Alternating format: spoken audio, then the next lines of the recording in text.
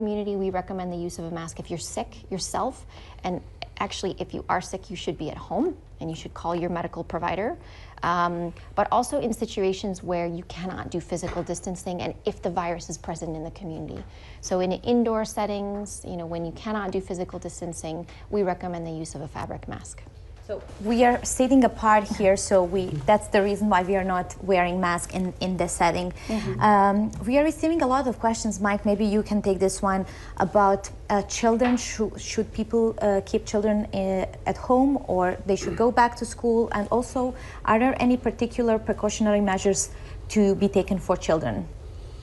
I'll let Maria will add to this, because she's the real expert around here.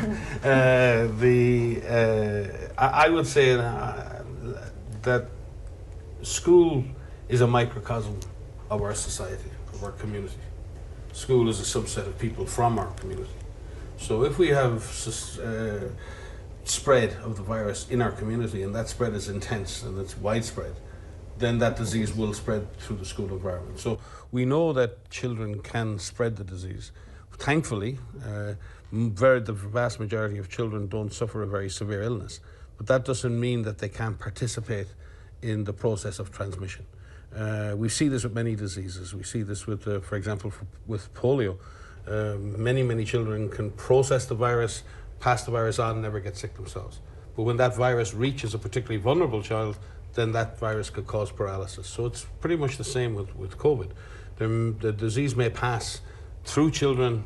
It may find the child then that's less immune or has some compromise and could cause a more severe infection, or it can also be brought home to vulnerable grandparents or others. So the way I would see it is that when you have intense transmission at the community level, then we have to be careful about schools.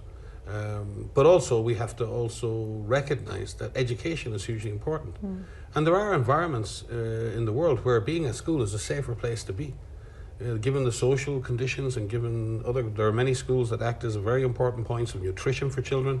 There are points of safety for children in areas that are not necessarily as safe socially for kids. So schools don't just function as sites of education. They're very important centers within our societies and within our communities. So we have to do everything possible to bring our children back to school.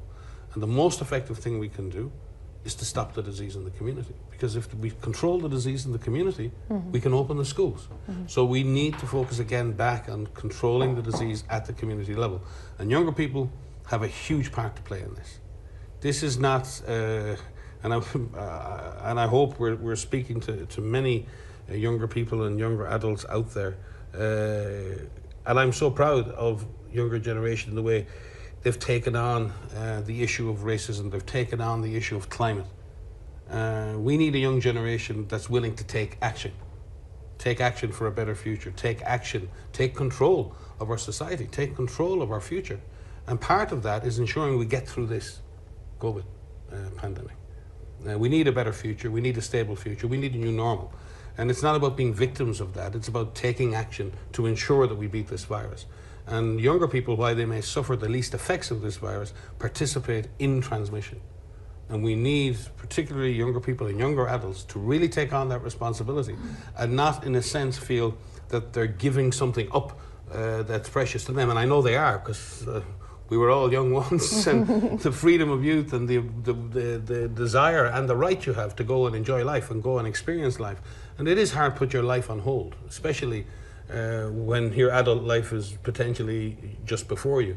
So I think I would love to see the same energy and the same commitment and the same activism that I can see going into other aspects of our future really commit themselves to getting rid of this disease. And I think we need to see more young leaders. We need to see leadership from youth, leadership from young adults. It's your future, it's your planet, it's your society. You decide how it is, you decide how it will be. Not old fogies like me. Can I just add to that? Please, Maria. I think also the creativity that we see with the younger generation, help us find solutions, help find the solutions that we need to go forward. This idea of a new normal, I don't think anyone completely knows what that looks like. We need to create this ourselves, and everyone has a role to play. It shouldn't be older folks that, like us, that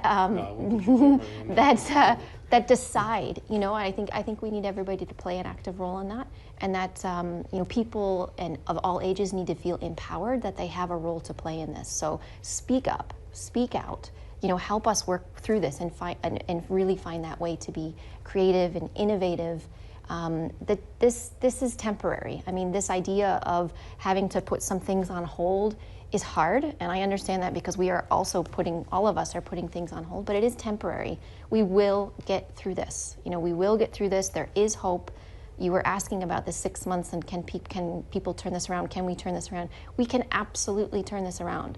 And I think everybody needs to know that, and we're not just saying that because we are optimists here. We have seen many, many countries do this. It's going to take tremendous hard work, but it needs to take every single member. I have 2 young kids, and you know, just trying to get them to wash their hands regularly, you know, and do the showers every night and all of that. And I know my son is watching. You know, everyone has a role to play, and I think you've heard us say this many, many times before. We want people to feel empowered and to be part of this solution and to be part of the response. Thank you both. This was very motivational and inspirational, and I can tell you that we're already receiving some questions from people watching us on TikTok. Sukanya is asking how to protect myself and others from COVID if I need to take public transportation every day. So this is one of the settings that young people are using on daily basis to commute, go to school, still see their friends. So what do they need to know? I can start because I take the bus every day, right? So I'm a user of public transport, which is sometimes a surprise to people, but I take the bus every day. And it really is about simple behaviours. Sometimes I let a bus pass by. A bus looks too full. If it doesn't feel safe, it's not safe. Okay, I'm going to be 10 minutes later than I would normally be. It's the same thing if I asked many of the people watching this ride their bikes in urban areas. You take a big risk doing that every day. But you know the basic rules. You know when you can go a bit faster, a bit slower. You know when you need to stop. And sometimes cyclists know how to jump the odd red light and wear helmets or whatever. So it's the same when it comes to the bus. It really is about the intensity and the duration of the contact you will have with other people. If you're going to be on public transport for a long time and going to be very close to people, that's more risky than being on public transport for a short time and being well spaced with people. So the number of people or the density of people in the environment and the period of time you spend in it is the risk. Then you can reduce that risk by not getting on that bus, or if you do get on that bus, finding the area of the bus that's least crowded. It might be furthest from the door. It's about simple techniques. You know, sometimes you know the buses, you have to press the button to open the door when you get on the bus. Well, your finger has just touched something.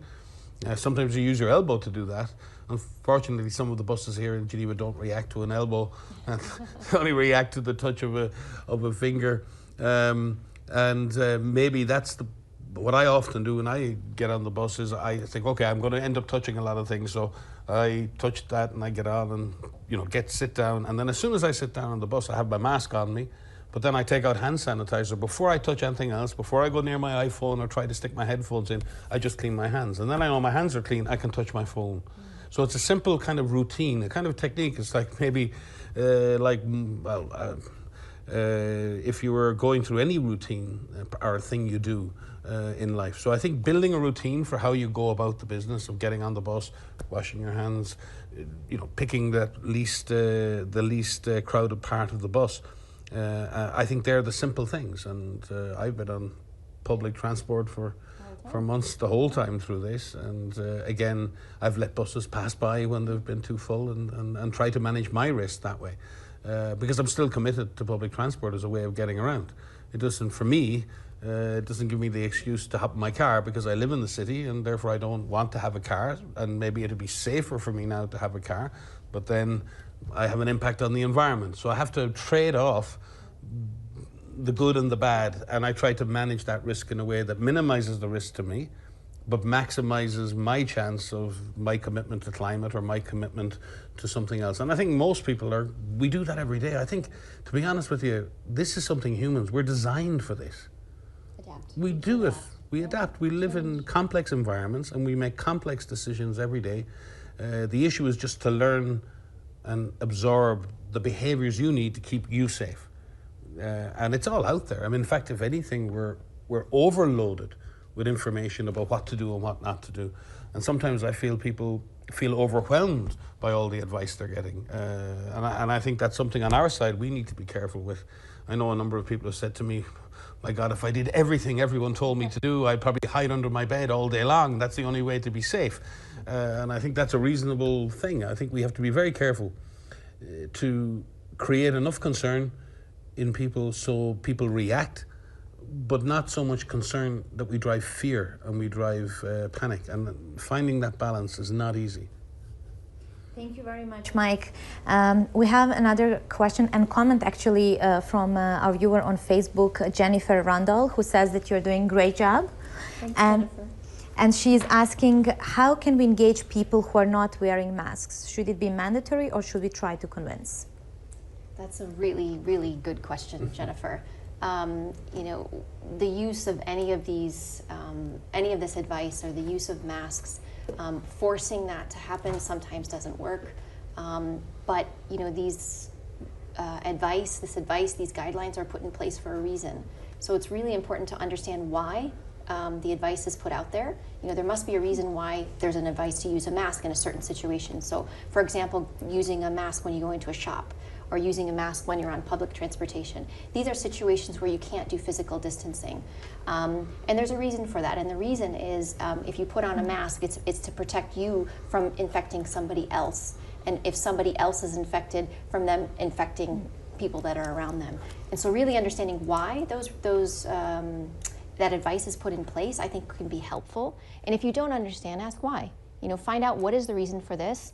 Why are these items being told to us, and then see what it is. You know, okay, maybe it's inconvenient, maybe it's a little bit uncomfortable. I have to say, putting on a mask is not the most comfortable, but it's something that you can do. Again, this is temporary. You know, this is something that you play your part in, and if that can help prevent transmission, then please do that. Thank you, Maria. Can I just maybe Please. add to that, because I think it's a key point. Because we see this in other parts of our lives. I mean, social norms and what we do is part of the norms of our society, what we expect of ourselves and our community expects of us. It is always a mixture of your acceptance to do that. In other words, I think that's a smart thing to do. I will do it, which is my acceptance of that behavior. And then there's also the deterrence of someone says you can't do that and there'll be a punishment if you do that. Yeah. We do this all the time. Seat belts in cars, baby seats in cars, drink driving rules. There's an element of social. I mean, if I get in a car with my 3-year-old or my 4-year-old kid and I stick them on the back seat and don't put a seatbelt on, I'm breaking the law, but I'm also breaking a social norm. Because other people will look at me and go, oh my God, you're doing that? Or if I go into a bar and I drink, you know, 5 or 6 drinks and then I go and get in my car and I drive, that's not socially acceptable anymore. There was a time when that behavior was socially acceptable, it was totally normal. Yeah. It's not acceptable anymore. And the way we got there was a mixture of deterrence, rules that said you can't do this, but also a change in the way our attitude to that. And I think both are important, but I would much prefer the role of acceptance and trust rather than the role of enforcement. Because enforcement does not, behavior that changes because of acceptance can sustain itself for a long time. Behavior that changes because of enforcement is not, it's not the same. It's not sustainable because you keep having to apply the enforcement. So it's much better if it's through trust and if it's through acceptance that we change any of our behaviors, because it's a more sustainable way for us to change. But we have to also accept that in certain situations enforcement may be needed. But again, when a rule is enforced, it can be enforced in a number of different ways.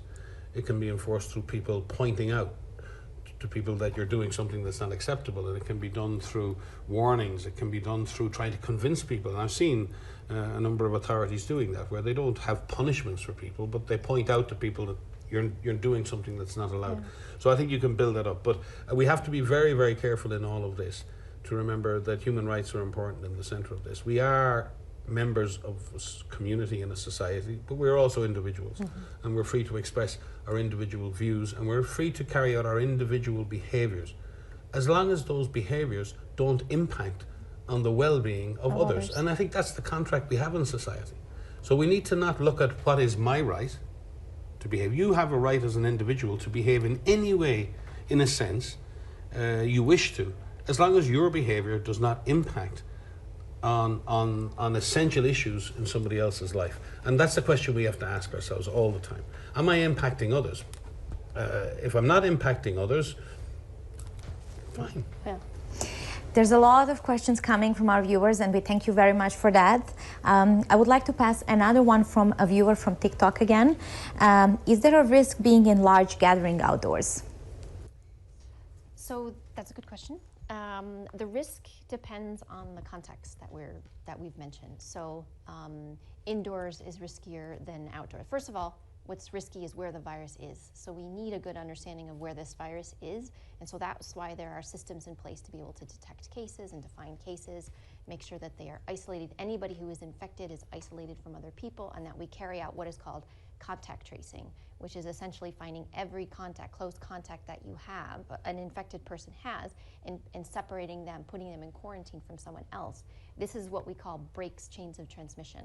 So that's first and foremost, and that's important for somebody to know when they're taking a decision about, do I do this activity or do I do that activity?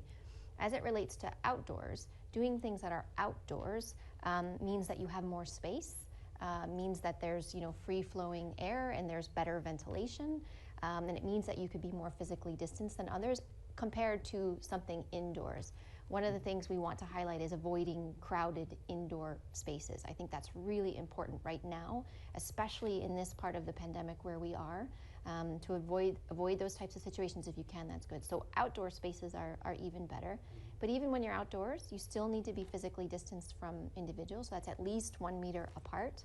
And make sure that you practice your cleaning your hands. Make sure that you use your respiratory etiquette. And if you cannot do that even outdoors, make sure that you wear a fabric mask. Thank you, Maria. Here is another question coming from TikTok. How can young people transmit COVID-19 since they don't suffer the disease or not having symptoms? You want to start? Usually the disease or the virus is processed in the nasal cavities or the upper respiratory tract.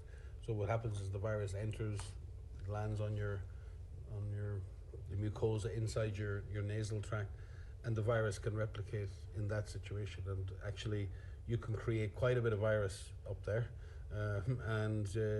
What is known is that the peak in those viral loads, even if you're not sick, the peak in those viral loads usually occurs around the day you get symptoms or even before you develop symptoms. So you have a lot of virus, even though you don't necessarily feel well. And in fact, even people who get quite sick later very often have their highest load of virus in their system before they feel very unwell. Right. So therefore, it is possible for people who feel well to have quite a bit of virus in their nose. And if you then are in their airways, if you then cough, or if you're very close to someone, or you sneeze, or even if you speak very loudly or shout, or if you start singing, or in gyms where there's a lot of exertion, anything that produces higher pressure air coming out of your voice box tends to project droplets. We've seen that. I mean, we've all been in nightclubs where you can't hear the person standing beside you, the music is very loud, and you end up 3 inches away from their face, shouting at them, and you're going, what? And then the person is shouting, or you're singing along with the music. And in those environments, what's happening is that, otherwise healthy people who may be getting sick in a day or two, or may already be starting to feel slightly unwell, can project a lot of droplets from their from their mouth or from their nose. And that's how people who are otherwise well can transmit the disease. But there are other modes of transmission, but that's the main way.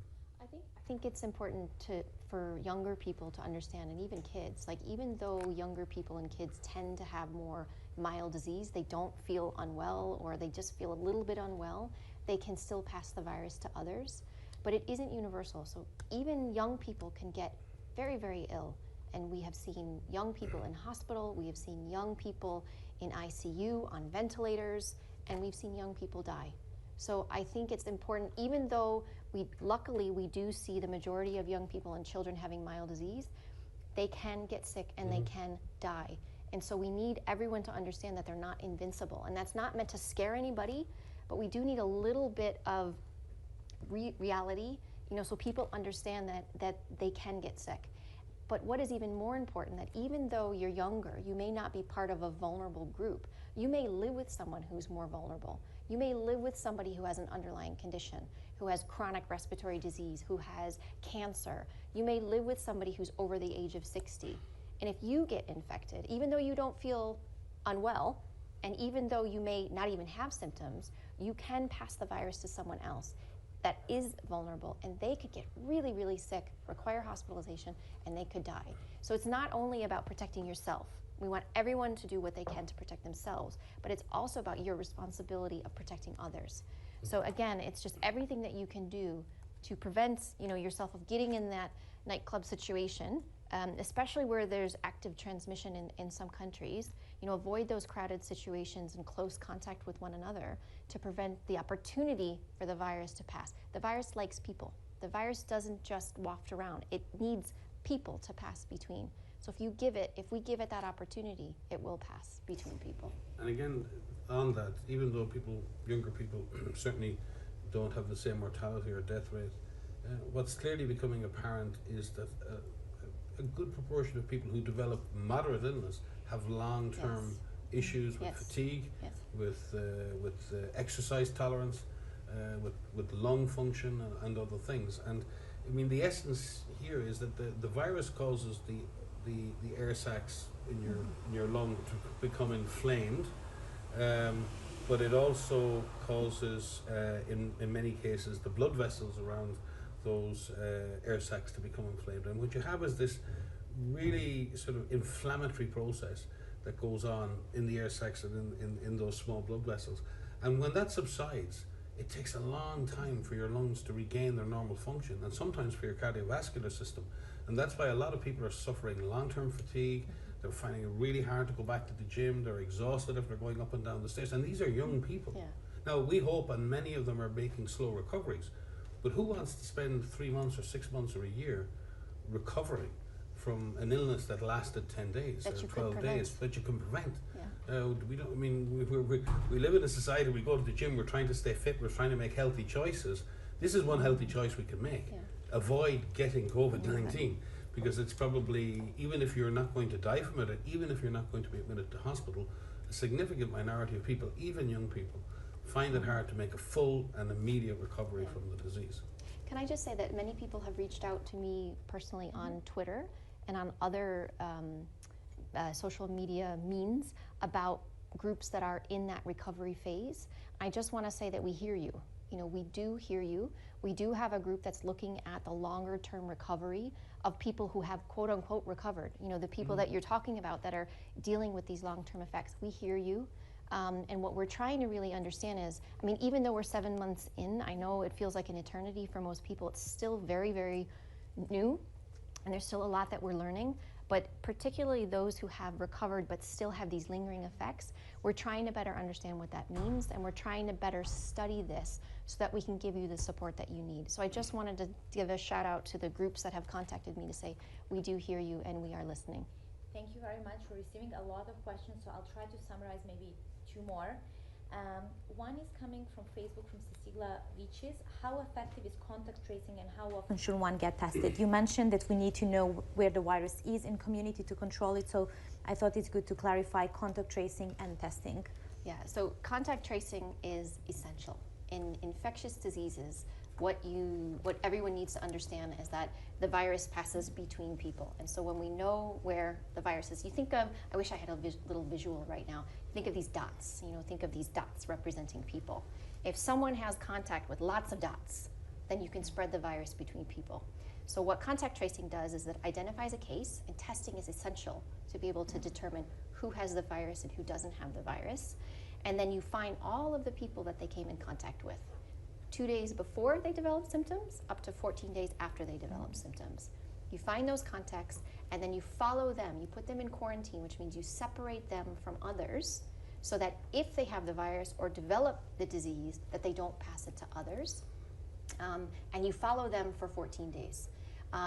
If we do that for every case, if we do that well, for even most cases, we will be able to stop transmission between people. It's incredibly effective, but I have to say it's incredibly difficult. But it is possible, and there are so many people now that are trained to do contact tracing.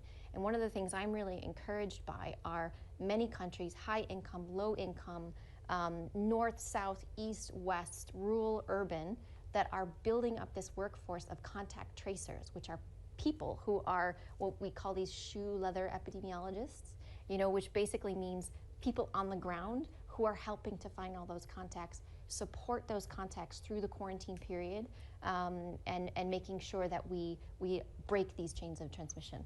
Maybe you want to... No, I think that's pretty good. On the testing thing, and sometimes we get a bit distracted by the whole testing, number of people we test. It's not so much about the absolute number of people that are tested. It's really about who is tested. We really have to focus on testing suspected cases first. Just because you're having a test every 3 days when you're well doesn't necessarily mean anything. What we really need to do is focus and prioritize testing for those who need testing. And that is people who are developing the illness or unwell, or people who are contacts who develop a fever. The more important issue in this is how efficient is the testing process. Are we testing people quickly? Are we turning the results around quickly so it makes a difference? Little point having a test if I have the test today and I get the results in 10 days' time, because by that point I'll have spread the disease to another group and they'll have spread it to somebody else. So it's about the speed and efficiency of testing, and it's about the percentage positive. When we hear people talk about this, I much more look at, if we take my own country, Ireland, only 1/4% of people tested are positive as of yesterday. That means a very small proportion of people are testing positive, which means you're having to test many people to find a positive case, which means you're almost over testing, but it means you're not missing anything. There are other places in which the testing positivity rate is 40%. Somewhere like Afghanistan right now is 40%, which means 4 out of 10 people tested, 40 out of 100 tested are positive, which means we're missing lots and lots and lots of cases. So when you look critically at testing, don't just look at the number of people tested in your country by day. Look at how fast is the testing done, how quickly are the results available, what is the proportion of, and you have to be your own critics. You have to look at the system and you need to ask those questions, because testing is important, but it's only as important as it contributes to contact tracing, it contributes to our knowledge. The Director General, Dr. Tedros, has said it many times, you can't fight a virus blindfolded. And not having testing is like fighting a virus blindfolded. If you don't know where the enemy is, if you don't know where your enemy lies, then you're going to be a victim of that. So I think that's the importance of testing, but testing within the context of surveillance. Can we just say to the viewers that there's 2 things that are really important that you know of what to do. If you're feeling unwell, even a little bit unwell, stay home. Contact the hotline, contact your medical provider, and find out what are your next steps. Because it is important, even when you're feeling unwell, some may have underlying conditions, some may have other, contact your medical provider and find out, what should I do? Should I get a test? Can I get a test? If you think you are a contact of a known case, stay home. Again, contact the hotline, contact your medical provider, say, I think I'm a contact, what should I do? Find out more information. And I think people need to really understand that there's things that you can do yourself. The contact tracing system and the testing system and surveillance systems in place in countries are working. Some are working better than others. They're not 100%. So you as an individual need to know that there are things that you can do as well. If you are concerned and you can stay home, contact that hotline, contact your medical provider, say, what do I do next? I think I may have been in contact with someone who is a case. If you are not contacted by the contact tracing system, just find out what you can do. Just be informed, be vigilant, be informed, know where this virus is in your community. Thank you very much. We received a lot of questions from parents of young children, how to protect their babies, or if their kids go to kindergarten or to schools, should they wear masks? So if we can give some advice for parents of young children before we close. So I'm a parent of my husband and I. We have 2 kids. We have a 9-year-old and we have an 18-month-old. So the way that we keep our children safe is ensuring that we teach them the basics in hygiene making sure that there's hand washing or alcohol-based rub. Even the baby, we do the alcohol-based rub when we go out. We actually keep our outings quite minimal. You know, if we need to go out, we go out. If we don't, we are very fortunate to have a nice home that we can stay in, we can play in, and we keep them home. My son's school was open for a while. It was closed for a while, then it was open for a while. But again, when he went to school, make sure that he follows the rules at the school and keep the physical distancing and the rules that they have in place. They wash their hands, I don't know how many times per day. He said, Mom, I think my hands, you know, I said, this is good. And again, it's about habit. It's about habits forming. And especially with young kids, they're actually quite compliant. Babies, it's a little bit more difficult. But there are a lot of systems that are put in place in creches and in schools to protect children. But it's important to talk to your kids. I think one of the most important things that parents can do, and I know we're all doing our best with this, and I know it's really, really hard, and how much we really appreciate teachers and you know, in teaching our children, but talk to your kids. This is really scary for many of them, and it's really confusing. This is a virus that you can't see, you can't smell, you can't touch, and so it's very confusing for them. Talk to them, listen to their fears, do the best you can at answering their questions. If you don't have the answers to those questions yourself as a parent, try to find out where you can get more information. I know my 9-year-old is incredibly clever and smart and asks probably the toughest questions I've received, and I don't know how many press conferences we have had, but really tough questions. And so I would just encourage you to try to talk with them. And if they're scared and if they're fearful, acknowledge that, you know, it's okay to be scared, but let's turn that into something positive. My son drew rainbows for everybody here. Turn it into mine. I have mine. You have I have mine as well. So, you know, turn it into something positive. And I know a lot of kids clap for health workers, and so they can be a part of this too. So whatever we can do to kind of engage them and make sure that they feel part of this. But just to say, we do acknowledge that this is scary, and we will get through this. Thank you very much. Mike, for the end, do we have any positive signs from science on vaccines and treatments? We received a lot of questions on this issue. Yes, we'll probably have to do a whole other session on that because there is that much positive news. I think increasingly we're seeing more vaccines move into what we call phase 3 trials, which are real world trials. That means when we give the vaccine to people in the community and we see if it protects them from the virus that's spreading in their communities. Those studies are just getting underway. What's positive, I think, is that of there's 4 or 5 of those going through now, none have failed so far. So pretty much all of the vaccines that have in the platform that have come through phase 1 and 2 trials have all made the grade in terms of safety and in their ability to generate immune response. So we're not seeing a lot, because very often in vaccine development you lose 1 or 2 along the way and you're hoping to keep a number of candidates right through to the end. So we're making good progress. We're not losing candidates right now. The real world trials are very different, and we really thank those people out there. Particularly, again, it's mainly 18 to 55-year-olds who are volunteering for the studies, because they're hugely important studies, and people are stepping forward and saying, yes, I want to be part of this study. And that's a massive contribution to the whole world. People who are doing that for drug trials, they're doing that for vaccine studies. It's a huge gift to humanity to participate in research. You don't have to be an observer. You can participate in this, get involved. And we're working with many partners now to expand the trials around the world. And also to expand access to those vaccines. There's a lot of work going on, not only to ensure that we get an effective and safe vaccine, but also we can scale up its production. And there's a lot of work going on that. And we can allocate and give vaccines to everyone in the world who needs them. And that's a big fight, is to make sure that we are fair. Because it's not just, science is important, but fairness is just as important. And we need to be fair about this, because this is a global good. Vaccines for this pandemic are not for the wealthy, they're not for the poor. For everybody. So WHO is a very important job to make sure that we're fair.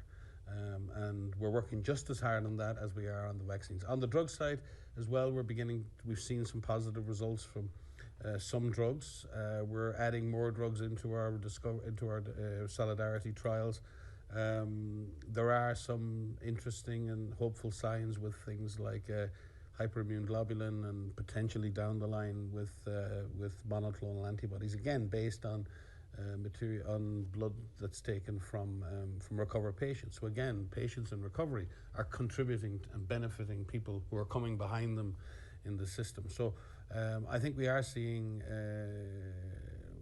hopeful signs, but I think we have to be realistic on two things. One, we need to be realistic on time. Realistically, vaccines, no matter how fast we push, we have to make sure these vaccines are safe and that they're effective. And that takes its own time. And we're speeding that up as much as possible, but we're not in any way going to cut corners on safety. We have to be able to look ourselves in the eyes, and we have to be able to look at our communities and ensure them that we have taken every precaution to make sure these vaccines are safe and effective before we go giving them to general populations. In order to make that happen, we can shorten that time, but realistically it's going to be the first part of next year before we start seeing people getting vaccinated. That's the first sort of issue. Second issue is vaccines are never 100% effective. They generate immunity in most people. For some vaccines, it's only some people. For some vaccines, like measles, they're highly effective and 95% of people are protected. We don't know where we are with this. So we're going to have to wait and see how effective the vaccine is going to be and how long will the protection last. So the idea that we're going to have a vaccine in 2 or 3 months and then all of a sudden this virus is going to go away, I would love to be here saying that to you, but that's just not realistic. And it's really important that we're realistic in our expectations. We have to push, get the best vaccines we can, get the best treatments we can, but we also need to be realistic and we need to do what we can now. And Maria said it, there's so much we can do now. And it'll be so much easier to get rid of this virus using vaccine if we've already suppressed it. Because it's easier to beat an opponent when you've already exhausted your opponent, and we need to exhaust this virus. We need to push the virus out of our communities, and then using vaccine will be much easier for us to be effective in the use of that vaccine. So we need to work as hard as we can now to continue the fight against the virus, work as hard as we can to develop the vaccines, and then bring the two together to finish this thing off, I hope. I thank you very much. I thank all our viewers from all parts of the world. I'm not going to list the countries, it's a long list. Good. I thank Mike and Maria, and please watch us next week. We'll inform you about the time. Thank you very much and have a good day. And stay safe.